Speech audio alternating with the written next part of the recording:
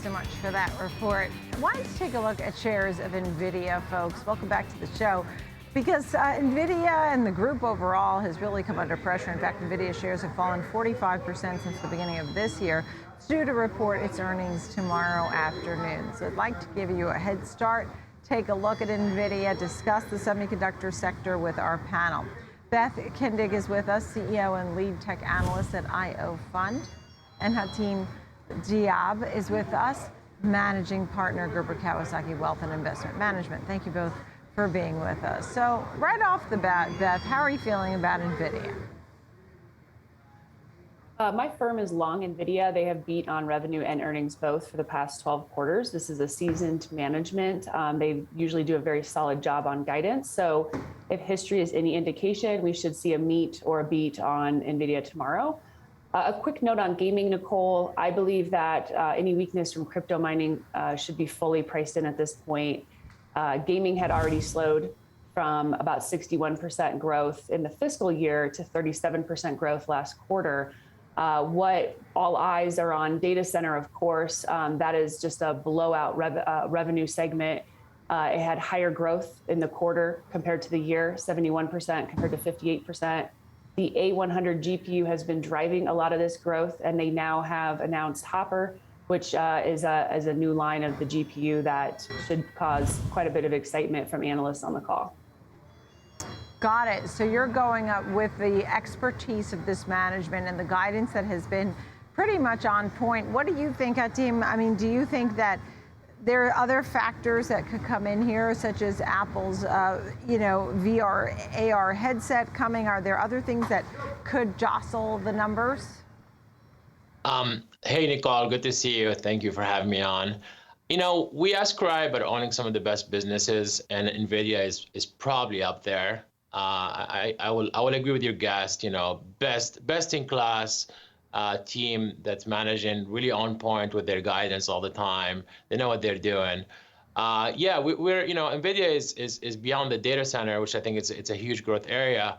The VR AR space, which is still really hasn't really grown. It's not there yet. Is going to be, which is I think is the next phase of computing, or at least the next modality.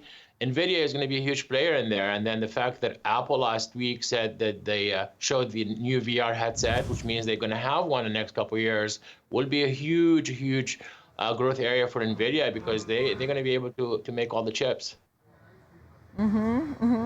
And as we talk about making chips and going forward and some of the supply constraints, for example, Beth, you were looking at saying that we're willing to bet the timing on Ethereum. That's something that you were looking at as not being too much of an issue. Tell me a little bit more about the outlook that you're sort of setting up for here while your company is long on Nvidia. Yeah, I mean, I think that what we saw is that Nvidia was increasing its inventory purchase obligations. This means the company is forecasting demand to be stronger than supply.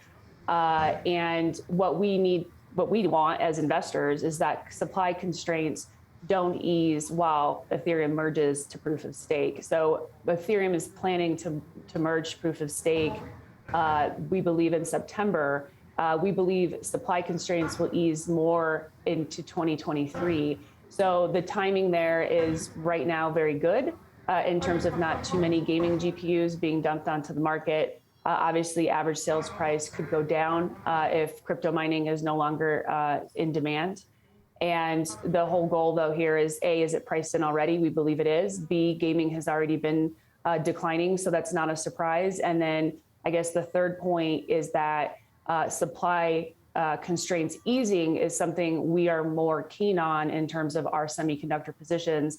And we don't believe, according to management and some of the under the hood activities of management, such as inventory purchase obligations being up greater than 30% sequentially, that's a risk right now into the Q3, which is when Ethereum's proof of stake is expected.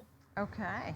And I'm glad you touched on gaming, because there's so many different areas, right? From software and chips and systems, automotive. These were some of the things you were noting, Hatem. So as you look going forward, and there were things you liked, the buybacks, the dividend, the organic growth projections here for this company. Where do you see it going, Hatem, when you look at where this is headed? Because today at 160 is a far cry from the 346 high.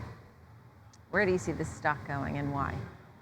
Well, I think, listen, they're being crushed like every tech company. And this is why, if you're an investor who's looking at real numbers and names, and you're looking at a company like Nvidia and you're saying, wow, this is, for once I can buy this stock at a 30 forward PE, which I haven't seen in a long time. Their capital allocation plans are pretty good. I think they're going to do a $5 billion purchase program.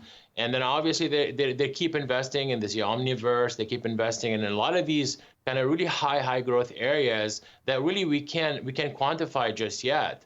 So if you think about the data center spend, which we know, but if you think about anything beyond that, like automotive, right? Like the Nvidia is big in self-driving and so forth. That's a market that we don't know how big is going to be, but it's one of the highest growth markets that we can see. So I think at these prices, you want to own Nvidia and really kind of, hope for the best for the short term, but long term, you're going to do well.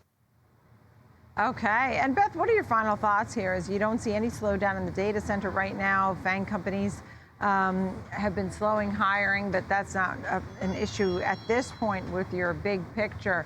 So what's the final? I mean, when you look at semis overall, is the group a buy? Is it more about Nvidia? We like semiconductors as a group, and we like Nvidia as a leader. And I agree with Hatem that there's many segments that are going to carry this company into 2023 and 2024. Automotive was very low growth in the last quarter. It's expected to greatly accelerate into a meaningful inflection point Q3, Q4, and then professional visualization was up triple digits. There's so many segments coming into this company that I guess the near-term headwinds around crypto mining is one that we're willing to ride out for those reasons. Yeah.